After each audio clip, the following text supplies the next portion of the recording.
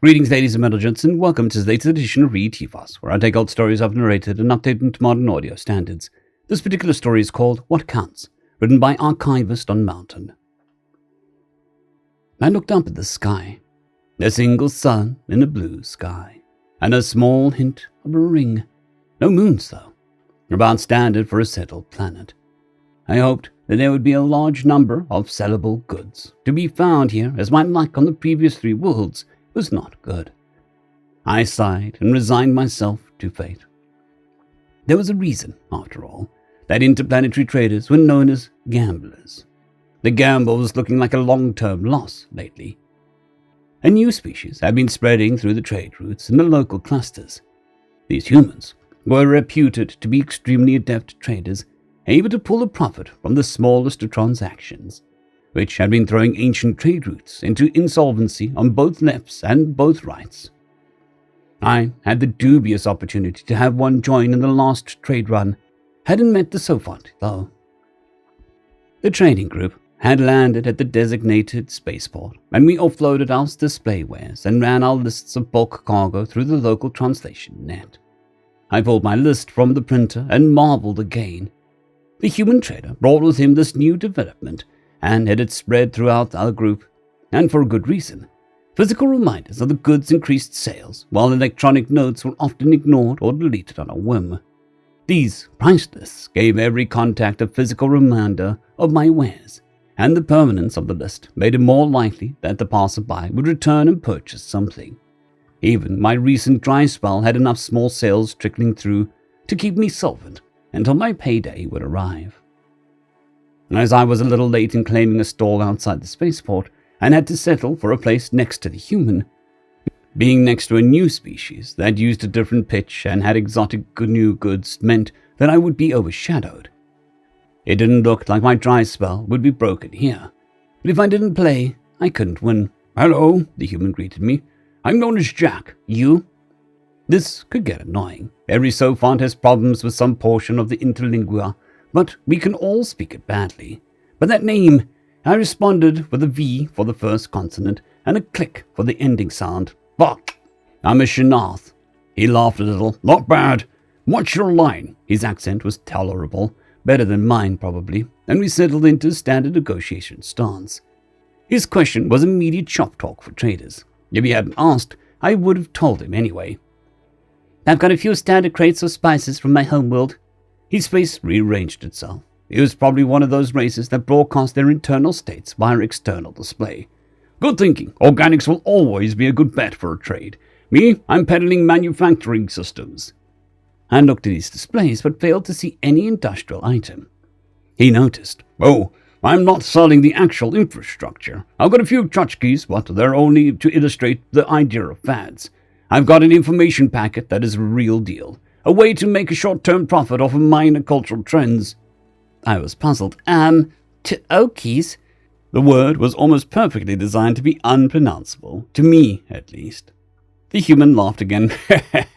"Yeah, I should find a word that more people can say.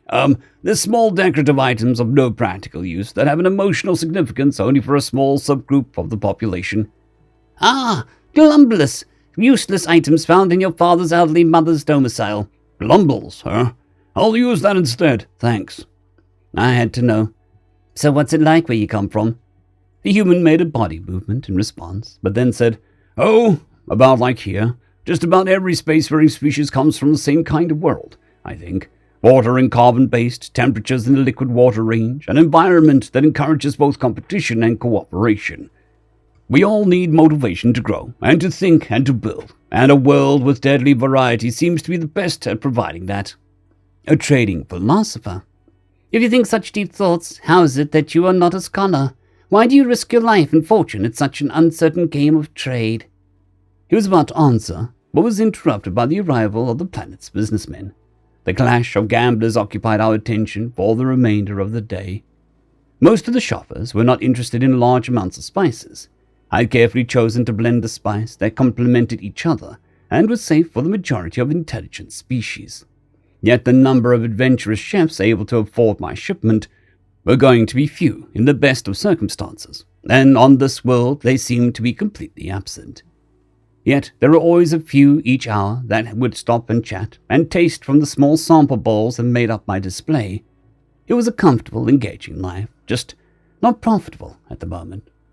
That evening, as the last customers departed, the human turned my way. "How was business today?" I took a quick look at my sample packets. Lots of nibbles, but not one real bite. I would have to make up for more packets for tomorrow. At this rate, I would be out before mid-morning. The total value of my spices would go down again. "Not bad business, then. Good. So, if you don't mind me asking, what's your margin?" I hesitated. "The only margin I know is the unprinted edge on my price sheet. I do not know what you're asking." The human froze in place. He blinked and then spoke slowly. "Let's talk." That evening, his questions and explanations opened a new world to me, an understanding that could make me a ruler of my people, or several peoples, should I choose.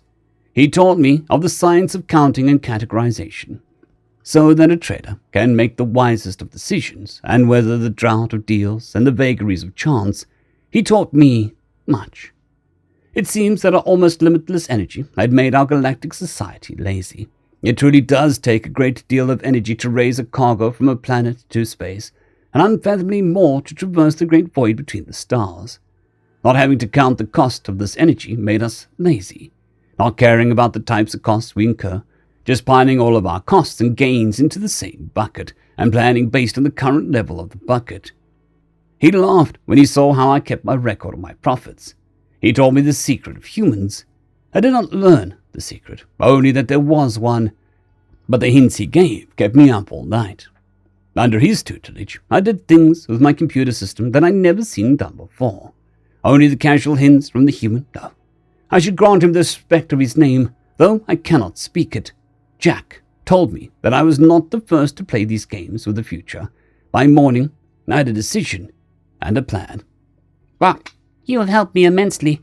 I have discovered that if I sell my entire cargo, as I've tried, I will have enough to live for many years. But if I sell my spices in the sample packets, I can make much, much more."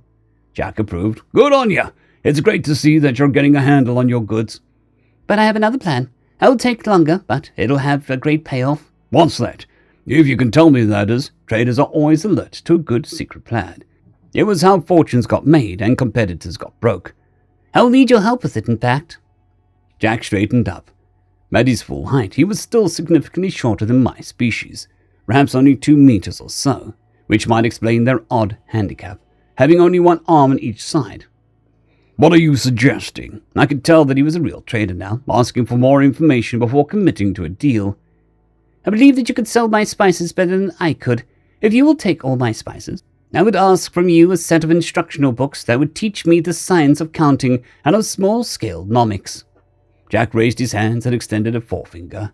So many on one hand, but after a pause, declined to speak. "If I can use this knowledge, it will give me an edge over all other traders I deal with. I'll be able to make wiser choices, and I will not have to depend on luck for profit. Will you trade with me?" Jack considered for a while. "I do not think that this trade is fair, Shonroth. I have many instructional manuals for this, and giving you a copy will not decrease my wealth at all. Yet for this gift that costs me nothing, you are paying all your cargo.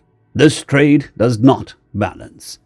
"It is for me, and if the trade is not balanced in your favor, then why do you not accept it?" "Because I wish to be fair to both of us. A trade that is imbalanced for me means that you could receive more value for your trade and I would still be satisfied. A good trade is one where maximum value is received by both parties. In addition, if you know that I will seek to maximize your value on your trades, you are more likely to trade with me, correct?" So many new concepts. "I would hear what you propose instead of..." He scratched his head and looked over my sales display. "I can easily give you copies of my entire business library. It is for your use only, not to be traded away or duplicated. You will review an assigned chapter each day, and under my supervision will put it into practice that evening or the next day. I will receive 1/2 of all profit generated while you are under my instruction." I couldn't pass this up. A chance to be taught the secret trading practices of a human. "I accept." Jack laughed, probably at my enthusiasm. "Remember, everything you classify as profit gets split with me. What do you want to cover in your first lesson?" I was becoming wise, I felt. How to properly calculate profit, I announced.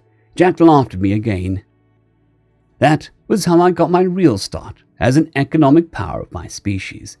Over 75 Earth years ago, the lessons of fair trade helped me immeasurably when it came time to negotiate for my first wife. And the rest. The details of how to keep records of my transactions were very helpful, but it was the mindset behind the practice that enabled me to prosper. Know the cost before you begin, for one. I was at the end of my longest journey now. Running the blockade was mildly risky, but was actually less taxing than traveling from one spiral arm to this one. I walked into the building, ducking to get through the doorway, checked my appointment time with the auto secretary, and was immediately shown into a nice office, but small as befitting a government office. I appreciate your time you have to meet with me, I said. The human stood and shook a lower limb. I have a few minutes. You didn't note the subject of the meeting. What can I do for you? It's what I can do for you, General. As soon as I heard the attack on your peoples, I began my journey to Earth. What do you need to protect your planet and species? He narrowed his eyes. Just who exactly are you? To make this offer, you mean? I am Shanath Vaklethi, head of the Kluvantni. Well, Chable, I suppose. I have mining, fabrication, procurement, construction, transportation, communication, and entertainment divisions, and about the only thing I don't do directly is agriculture. But if you need help with that, well, I know some planets. I don't deal with procurement, Mr. Shanath, and I'm in Signal Corps. Why did you specifically seek me out? I reached into my pocket and retrieved a precious memento, a thin titanium wafer coated with a thin film to prevent damage, with a series of gold contacts on one edge. On the broad side were the words Jack of all trading, in human script. I began my career as a stupid kid, losing my shirt on trading caravan, great run through 50 systems. Vok taught me to make a profit. All I have achieved began with his teaching. I looked down at the short human in the chair before me. His real name was, I struggled, Vok Morgan, and I came to you because you have the same family name. I realize the chances are small. General Morgan's eyes were fixed on the data card in my hand. Uncle, Jack, he breathed. Yes, put me in touch with the people that know what you need. I'll provide it at cost. I will see it through the blockade and the embargo. Humanity will receive what it needs. The general didn't hear me. I remember his stories. His eyes flicked up to me. I don't remember hearing about you. His brow furrowed in, I believe, a combination of distrust and puzzlement. I was unremarkable, a snotty kid. I trust that is the expression. Who desperately needed some training before I was irreparably lost. He taught me accounting and economics and gave me a copy of his business library. I indicated the card and turned it over and looked at the obverse side that had guided my life. He also taught me to repay my debts, General. I'm here to do so.